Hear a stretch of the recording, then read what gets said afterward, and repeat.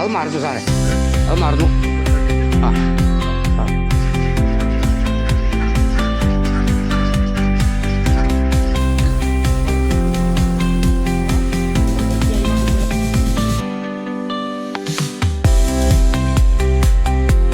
Indian വാർത്താ കൃഷിയിടത്തിൽ നമ്മൾ എത്തി നിൽക്കുന്നത് തൃശ്ശൂർ ജില്ലയിലെ പെരുമ്പിലാവിനടുത്തുള്ള ഒറ്റപ്ലാവിലെ കുങ്കിപ്പാറ ഫാം എന്ന ഒരു ഫാമിലാണ്.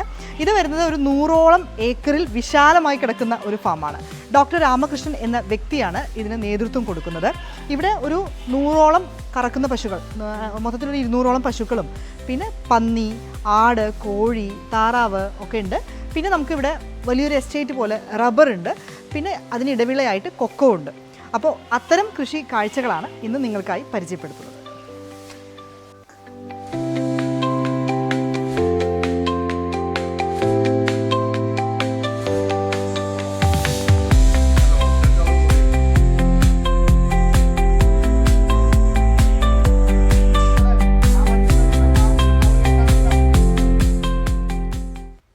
ഡോക്ടർ രാമകൃഷ്ണൻ സാറിൻ്റെ വിശാലമായ ഫാമിലാണ്.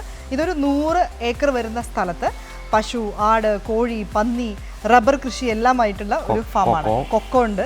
ഇത് ഇവിടുത്തെ മാനേജറായിട്ടുള്ള എബ്രഹാം സാറാണ്. അപ്പോൾ നമുക്ക് ചോദിക്കാം ഇവിടെ എന്തൊക്കെയാണ് ഈ ഒരു ഫാമിലുള്ളത്, എങ്ങനെയൊക്കെയാണ് ഇത് മെയിൻറ്റെയിൻ ചെയ്യുന്നത് എന്നൊക്കെ. എത്ര വർഷമായി ഇപ്പോൾ ഈ ഫാം? ഏകദേശം ഞാൻ വരുന്നതിന് മുമ്പൊക്കെ ഉള്ളതാണ്. 10-25 വർഷത്തിൻ്റെ അടുത്തായിരിക്കുന്നു ഫാം ഇവിടെ സ്റ്റാർട്ട് ചെയ്തിട്ട്.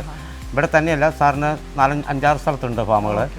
കൊല്ലങ്കോടുണ്ട്, ദേശമംഗലമുണ്ട്, പന്നിത്തടമുണ്ട്, വാണിയംകുളത്തുണ്ട്. ഞാനിവിടെ വന്നിട്ട് ഏകദേശം 7 വർഷത്തിൻ്റെ അടുത്തേ ആവുന്നുള്ളൂ. അതിന് മുമ്പേ തുടങ്ങിയിട്ടുള്ളതാണ്. പശുക്കൾ, പന്നി, ആട്, കോഴി ഉണ്ടായിരുന്നു. കോഴി ഇപ്പോൾ തൽക്കാലം ദേശമംഗലം ഫാമിലേക്ക് മാറ്റി. താറാവ്, മത്സ്യകൃഷി, അങ്ങനെ പിന്നെ കൊക്കോയ, റബ്ബർ, ഇങ്ങനെയുള്ള പലവിധ പ്രധാനമായിട്ടും റബ്ബറും പശുവൊക്കെയാണ് ഇമ്പോർട്ടന്റ് ആയിട്ട്. പശു, പന്നി, പശു എത്ര ഉണ്ടാവും ഇവിടെ? എല്ലാം കൂടെ 100 കിലോനം വരും പശുക്കൾ. അല്ല, വലിയ പശുക്കൾ മാത്രം. കുട്ടികൾ വേറെയുണ്ട്. പിന്നെ പന്നി ഒരു 30ഓളം പന്നി. 30 അല്ല, അതിന്മേലുണ്ട്. 10-60 കിലോനം പന്നികൾ വരും. പിന്നെ കുറച്ച് കോഴികൾ, കുറച്ച് ആട്, കുറച്ച് താറാവുകൾ, അങ്ങനെയൊക്കെയാണ്. റബ്ബർ പ്രധാനമായിട്ടും അല്ലേ? റബ്ബറും പശുവും. പിന്നെ ഇവർക്ക് തീറ്റപ്പുല്ലുണ്ടാക്കാനുള്ള സ്ഥലം, പുല്ല് വെച്ച് പിടിപ്പിക്കുന്നുണ്ട്.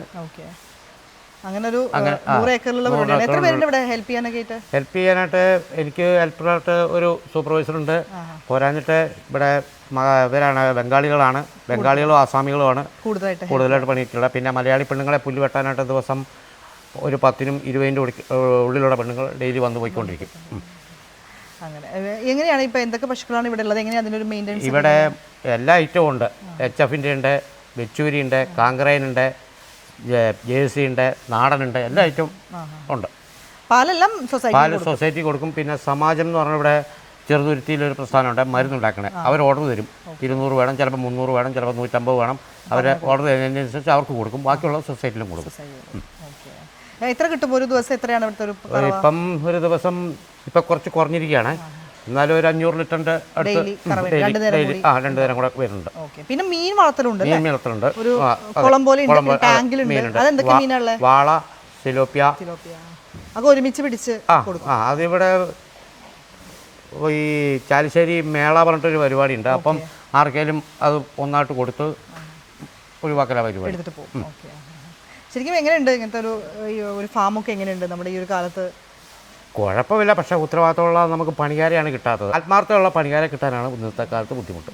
അങ്ങനെയാണെങ്കിൽ നമുക്ക് നന്നായിട്ട് കൊണ്ടുപോകാൻ പറ്റുള്ളൂ. ശരിക്കും ആത്മാർത്ഥമുള്ള പണിക്കാരെ കിട്ടണം. ഈ പന്നിയുടെ ഒക്കെ ഒരു വിപണി എങ്ങനെയാണ്? പന്നി നമ്മൾ ഇവിടുന്ന് ആവശ്യക്കാർ വരുമ്പോൾ തൂക്കി വിൽക്കും. ആവശ്യമനുസരിച്ച് അവർ മാർക്കറ്റിൽ കൊടുക്കില്ല. അവിടെ പന്നി കച്ചവടം ഇല്ല. പശു കച്ചവടം, ആടെ, പോത്ത, എരുമകൾ മാത്രമേ കച്ചവടമുള്ളൂ. പന്നിയുടെ കച്ചവടം ഇല്ല. ഇതിപ്പോൾ കുന്നംകുളം, തൃശ്ശൂർ, മണ്ണാർക്കാട്, അല്ലെന്നുള്ളവർ അങ്ങനെ ഭാഗത്തു നിന്നൊക്കെ പലരും വരും. അവർക്ക് അറുത്ത് വിൽക്കാൻ വേണ്ടിയിട്ട് നേരിട്ട് കൊടുക്കുക. അത് നമ്മളിവിടെ തൂക്കും, അവർ കൊണ്ടുപോകും. അവർ പിന്നെ കൊണ്ടുപോയി പീസാക്കി വിൽക്കും. പിന്നെ ഈ പറഞ്ഞ പോലെ താറാവൊക്കെ അതുപോലെ തന്നെ നമ്മളിവിടുന്ന് തൂക്കി അങ്ങനെ കൊടുക്കും. അത്ര തന്നെ ശരിക്കും സാറ് ഡോക്ടർ ശരിക്കും ഇതൊരു ഭയങ്കര പാഷൻ തോന്നുന്നുണ്ട്. സാറിന് വലിയ താല്പര്യമാണ് ഇതിൽ. രാവിലെ വന്ന് ഞങ്ങൾ എത്ര തീറ്റ കൊടുത്താലും സാറിൻ്റെ കൈ കൊണ്ട് ഏതെങ്കിലും 2 പശുവിന് ലേശം പുല്ലെടുത്തിട്ട് കൊടുക്കും. അതുപോലെ എവിടെയെങ്കിലുമൊക്കെ 1-2 ഭാഗത്തേലും വെള്ളമൊക്കെ ഒന്ന് അഴിച്ചു വിട്ട് അവരുടെ കുടിപ്പിക്കും. സാറിന് ഏത് ഫാമിൽ പോയാലും സാർ രാവിലെ ഇവിടെ വരും. ഇതുങ്ങളെ കണ്ടൊന്ന് തൃപ്തിയായിട്ടേ സാർ പോവുള്ളൂ.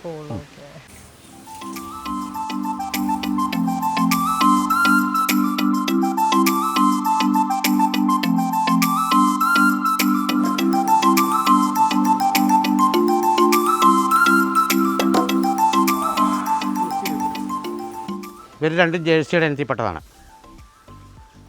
ഇത് നാടൻ കാങ്കരേൻ്റെ മൂരിയാണ്. ഇവരെയൊക്കെ സാധാരണ എന്താണെന്ന് വെച്ചാൽ ചവിട്ടിക്കാനും ഉപയോഗിക്കും. പിന്നെ നമ്മൾ ഈ ഓട്ട മത്സരത്തിന് കൊണ്ടുപോകില്ലേ, അതിനാണ് കൂടുതലായിട്ട് ഇവരെ ഉപയോഗിക്കൽ. ഇവിടെ ഉണ്ടായിരുന്നു അതിനൊക്കെ ഇവിടുന്ന് കൊല്ലംകോട്ടിൽ കൊണ്ടുപോയി. ഇവിടുന്ന് ഓട്ട മത്സരത്തിന് കൊണ്ടുപോയിക്കൊണ്ടിരുന്നതാണ്. ഇത് നാടനാണ്. ഇത് HF-ൻ്റെയാണ്. ഇത് നാടൻ, അതും HF-ൻ്റെ ഇനത്തിൽപ്പെട്ടതാണ്. ചുമന്ന പശു.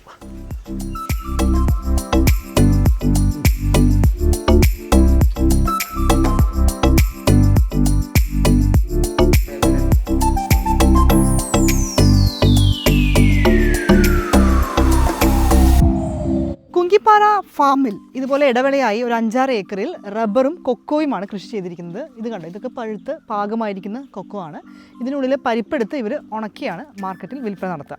പിന്നെ റബ്ബറുണ്ട്. റബ്ബറിനൊക്കെ ഇപ്പോൾ നല്ല ഡിമാൻഡുള്ള സമയമാണ്. ഇടക്കാലത്തൊന്നും വില കുറഞ്ഞെങ്കിലും ഇപ്പോൾ വീണ്ടും അത് ആ ഒരു പ്രതാപം തിരിച്ചു കയറിയിട്ടുണ്ട്. അപ്പോൾ ഇവിടെ ഈ റബ്ബർ ഷീറ്റൊക്കെ എടുത്ത് ഇവിടെ തന്നെ അതിൻ്റെ പ്രോസസ്സിങ് യൂണിറ്റൊക്കെ ഉണ്ട്.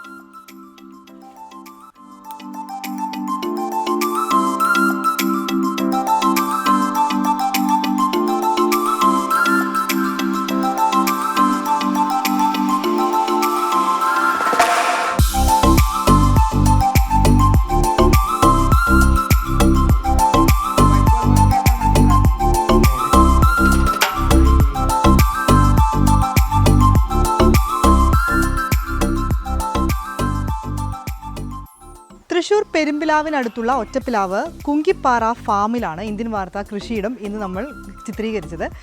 ഒരുപാട് പശുക്കൾ, 100-ലധികം പശുക്കളും പന്നിയും കോഴിയും താറാവും പിന്നെ പച്ചക്കറിയും നിറയെ എന്താ പറയുക പൂത്ത് കാച്ചു നിൽക്കുന്ന ചക്കയും ഒക്കെ ആയിട്ട് നല്ല വിശാലമായ ഒരു ഫാം തന്നെയാണ്.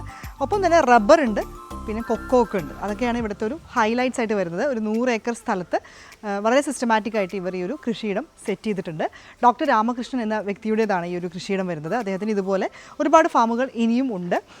എന്തായാലും ശരിക്കും ഈ പറഞ്ഞ പോലെ ഫാമിംഗ് ഒക്കെ ഇഷ്ടപ്പെടുന്നവർക്ക് തന്നെയാണ് ഇത്രയും വിപുലമായ രീതിയിൽ ഇതൊക്കെ റൺ ചെയ്ത് കൊണ്ടുപോകാൻ പറ്റുള്ളൂ അല്ലേ. വ്യത്യസ്തമായ മറ്റൊരു കൃഷിയുടെ കാഴ്ചയുമായി വീണ്ടും കാണാം. നമസ്കാരം.